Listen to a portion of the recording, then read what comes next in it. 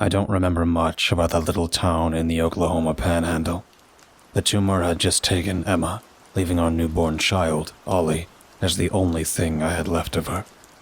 Quickly, I found out that I couldn't handle the hustle and bustle of Houston without her, so I left for up north, for somewhere quieter, a little cooler, and where Ollie could grow up safe and sound. Of course, there were a few hiccups in the move, a few older folks who were angry about the city slicker coming to spoil their idyllic hamlet, but for the most part, the townspeople were helpful and upstanding. About a month into my residency, word went round the town that someone was building a casino a few miles south on the Texas border. Within a few weeks, the town had boomed from about 200 to over 1,000, mostly construction workers and their families. Though I was still religious at the time, I had nothing against gambling. Live and let live was my general philosophy, even if I wouldn't bet myself. However, as the news reached me, an odd, almost ill feeling overtook me, one which I couldn't really explain. As the weeks passed, it didn't subside, but rather filled my days with anxiety. I tried to rationalize it, saying to myself that I was just nervous about the cost of baby food, trying to find a good preschool, that promotion I was trying to secure at work. At the same time, Ollie, normally such a well-behaved boy, wailed his lungs out day in and day out, depriving me of badly needed rest. One day, however, it subsided, seemingly without cause. I woke up free of the creeping dread which defines my life for the last month and a half. At the same time, I noted to my great happiness that Ollie had remained mostly quiet for the night. Checking on him quickly, I saw him sleeping peacefully in his crib, a mobile spinning slowly over his head. He shifted quietly, filling me with fatherly pride.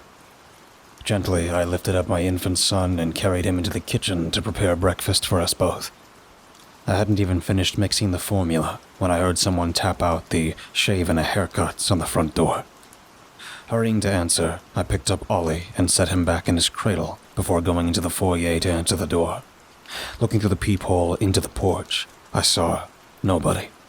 Assuming it's to be some prankster, I opens the door, intending to give a stern talking to the perpetrator. It was like the man had just appeared before my door. He couldn't have come all the way up from the driveway in that time. However, he was there all the same.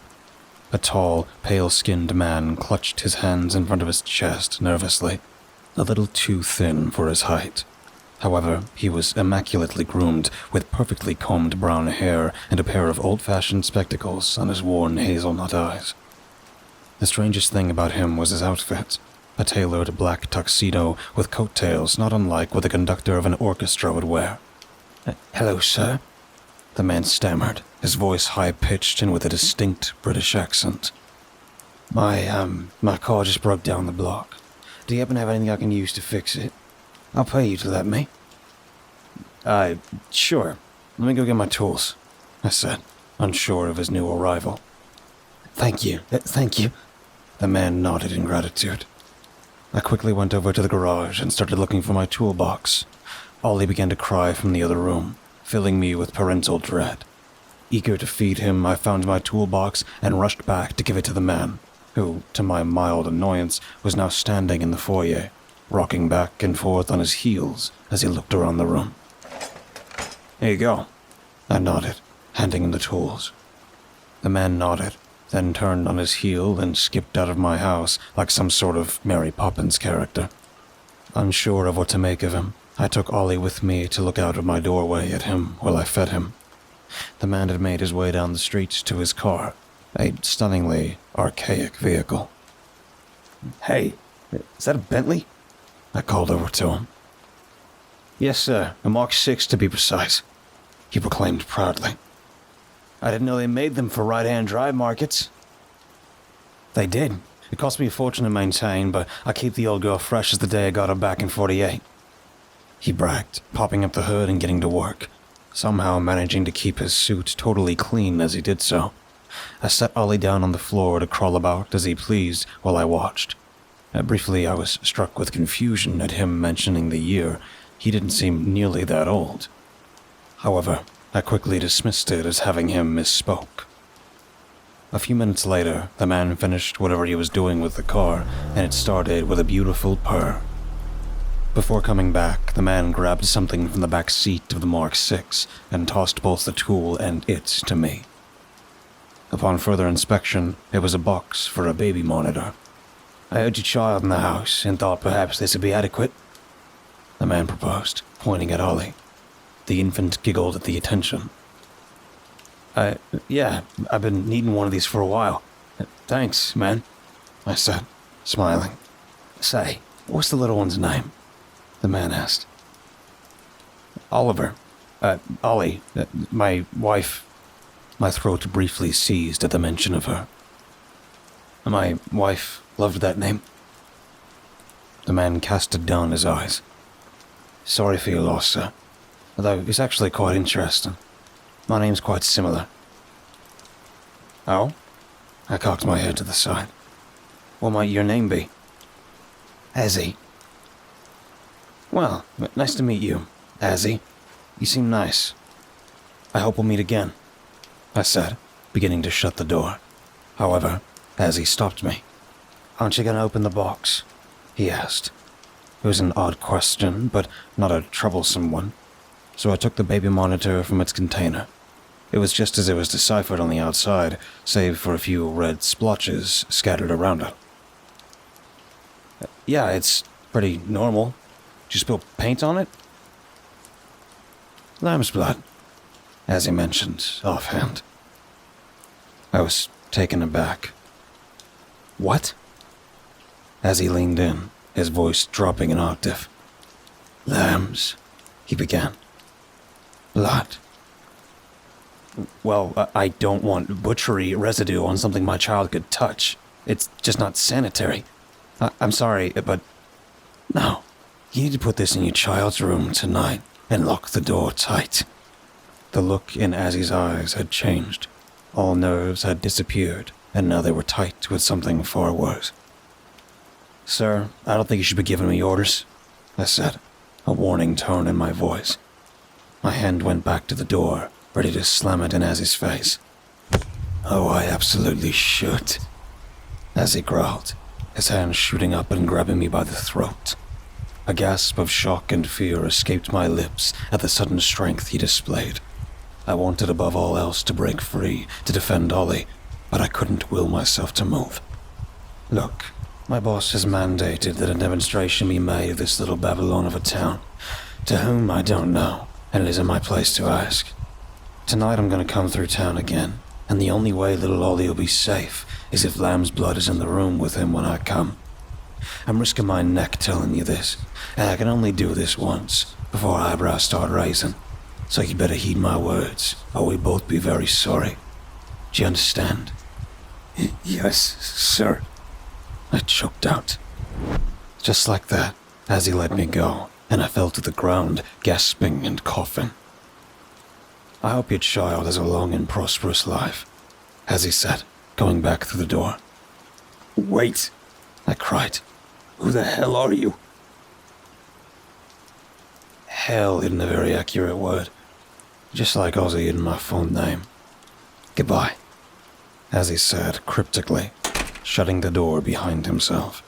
When I finally mustered the strength to stand, I rushed back to the entrance and threw it open, looking around frantically for my assailant. But he was nowhere to be found. Immediately, I called the police and filed a report saying that a man in a tuxedo with an old car had come in, assaulted me, and threatened my baby. But they said that they hadn't seen such a man. Still, they would remain on the lookout. The rest of that day was spent in terrified activity, as I paced back and forth throughout the house, waiting for the police to call and say they had apprehended the sicko. Lunchtime came, and I fed Ollie, but had no appetite myself. Luckily, it was a Saturday, so I didn't have to call in sick to work. But that only meant I spent more time alone with my thoughts. Dinner came and went the same way as lunch, but my heart jumped into my throat as I looked out my window and saw that the sun, in its inexorable march, was indeed going down. I looked at the baby monitor, its crimson stains glistening in the light. I heard that serial killers sometimes marked their victims in various ways, but I could see that Azzy was different. Would he, as part of a murderous rampage, spare Ollie if I conceded to his demands? That was when I made the decision to do as he wished, setting the baby monitor down on a desk in Ollie's room and switching it on. Still, I wouldn't count on the word of a psychopath, so as I laid Ollie down in his crib to sleep, I laid down beside it. If Azzy came during the night, I might die, but Ollie might live. That was the duty of a parent. My dreams that night were nonsensical and surreal. As I wandered over dunes and under the desert sun, through tangled jungles and busy streets, down into the deepest bowels of the earth and out into the farthest reaches of outer space. However, as I made my journey, a hand was always on my shoulder. Never deterred by the speed of my travels or the harshness of the climbs. As I looked over, I saw Emma standing beside me, wearing a hospital gown and oxygen tube, her face pale and her eyes colorless and blank, just as I had last seen her before the doctors took her body away. When I awoke, the world was screaming. I sprang from my sleeping spot to check on Ollie, and he was still there, still sleeping, still alive. Laughing, I thanked God for his safety. Thus, my next priority was to see the source of the anguished, horrified cries coming from outside my house. Quietly, I crept toward the foyer, then put my eye to the peephole. When I saw what was going on outside, all pretexts of stealth were abandoned, and I burst out to help. Dozens of limp forms littered the streets, attended to by hundreds of wailing and weeping parents. Some tried desperately, madly, to resuscitate their children to no avail, while many more had accepted the truth and collapsed into one another in a horrific cacophony of despair. Every first responder the town could muster was out on the streets, trying against reason to save the fallen, and when they failed, simply working to tally the bodies. Some of them, I could see, were concentrating all their effort not to fall down and succumb. They too had not gone unscathed.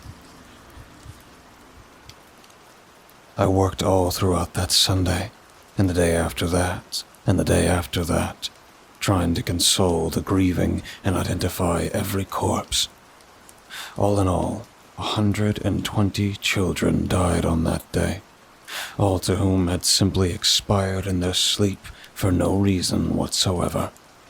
The story was that there had been a gas leak of some sort that briefly covered the hamlet in porous vapor, and while adults had the body mass to disperse the airborne toxin, children were overwhelmed and perished.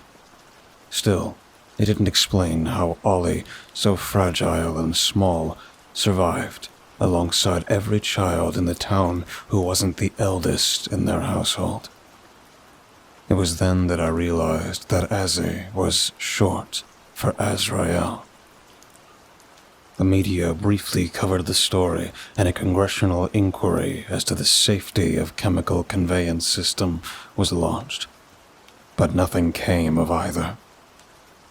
A week later, my place of work was shut down after the owner was discovered with a belt wrapped around her neck, lips blue, her hand crushing a stuffed animal. By the end of the month, the town was abandoned and the casino project permanently shelved. I was one of the last to leave, alongside the old-timers. They were lucky. No one over 16 had died, and all of their children had long since passed that age. I left my faith behind in that moldering town so many years ago. I didn't know who Azzy's boss wanted to impress, and neither do I know why he chose to spare me the heartbreak and not somebody else.